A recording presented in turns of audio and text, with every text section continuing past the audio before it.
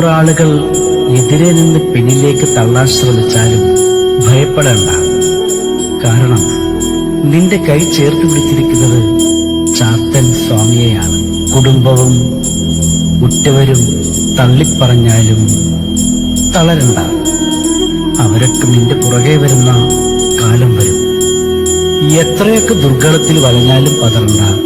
ശാശ്വതമായ സന്തോഷത്തിന് മുന്നോടിയായുള്ള ഒരു പ്രക്രിയ മാത്രമാണത്. നീ സേവിക്കുന്നത് ചാത്തനെയാണ്. ആ കർമ്മം ശക്തമാണെങ്കിൽ 10,000 എതിർത്ത് മുന്നിൽ വന്നാലും സർവ കെട്ടുമുട്ട് ബാധകളും ശത്രുക്കളും അടിയറവ് പറയാൻ സ്വാമിക്ക് അരനിമിഷം മതി. നിന്റെ കർമ്മം സത്യമുള്ളതാകണം. അതിൽ ന്യായം വേണം. സ്വാമിക്ക് കൊടുത്ത വാക്കിൽ സത്യവും ധർമ്മവും പാലിക്കണം.